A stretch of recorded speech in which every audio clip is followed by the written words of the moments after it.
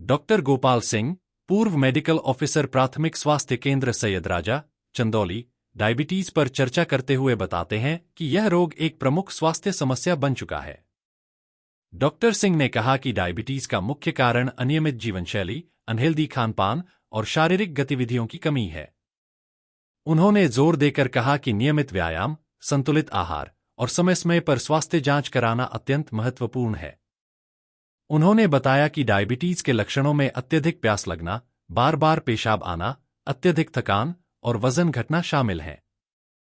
Doctor Singh ने बताया कि समय पर निदान और सही उपचार से डायबिटीज को नियंत्रित किया जा सकता है। उन्होंने सलाह दी कि रोगियों को नियमित रूप से रक्त शर्करा की जांच करनी चाहिए और डॉक्टर के निर्देशानुसार दवाएं लेनी चाहिए। आप देख रहे हैं वी एक्सपर्ट न्यूज। इस वक्त हम चंदौली के सैयद राजा में मौजूद है और यहाँ के प्रसिद्ध डॉक्टर गोपाल जी हमारे साथ यहाँ पे मौजूद है। उनसे बातचीत करेंगे और डायबिटीज के बारे में आज उनसे बातचीत में जानेंगे। सर, स्वागत है हमारे चैनल में आपका। धन्यवाद आपका। तो आपका सबसे पहले पूरा परिचय। मैं doctor Gopal Singh, retired medical अफसर प्राथमिक स्वास्थ्य केंद्र सैयद राजा। रिटायर होने के बाद मैं यहीं अपना जो है प्राइवेट प्रैक्टिस कर रहा हूँ। जी सर, आपसे पहला सवाल जो हमारा होगा ये होगा डायबिटीज को लेकर, क्या कारण रहा है डायबिटीज होने का? डायबिटीज के कई कारण हैं।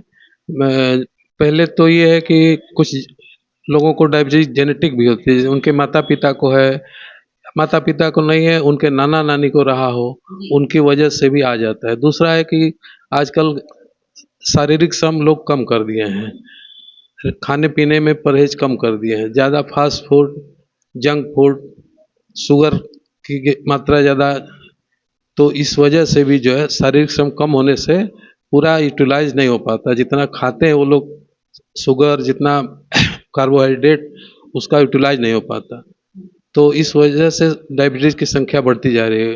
अब लगभग हम लोग के यहाँ तो हर 5वां मरीज डायबिटिक का आ रहा है। पहले ये था कि बड़े लोगों को होता था 40 साल, 45 साल, 50 साल बाद। अब तो हम लोग यहाँ नए नए बच्चे 20 साल, 22 साल और वर्किंग क्लास वाले भी, लेबर क्लास वाले भी, उनको भी हो रहा है। पहले ये था कि नहीं, जो खा पी के बैठते हैं, आराम करते हैं, उनको होता है। अब हम लोग देख रहे हैं, हिस्ट्री पता करने पर पता चलता है कि नहीं, उनके माता पिता या उनके माता पिता के माता पिता को था, इस वजह से उनको डायबिटीज। देखा जाता है कि डायबिटीज होने का लाइफ स्टाइल पे भी काफी असर पड़ता है, लाइफ स्टाइल की वजह से भी डायबिटीज होता है, उस पे क्या कहना चाहिए? बिल्कुल आपने सही कहा, लाइफ स्टाइल एक प्रमुख कारण है डायबिटीज के संख्या, मरीजों की संख्या बढ़ने का।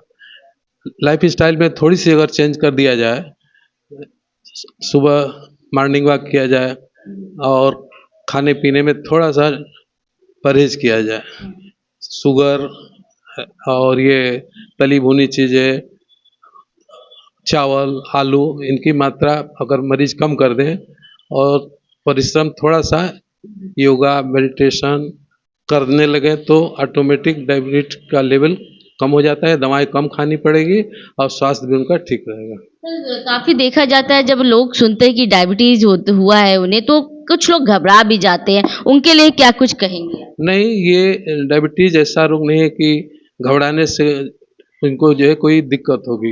इनको घबराना नहीं चाहिए। अब तो डायबिटीज की अच्छी दवाएं आ गई हैं, दवा रेगुलर खाना पड़ेगा, परहेज करना पड़ेगा, शारीरिक श्रम, फिजिकल।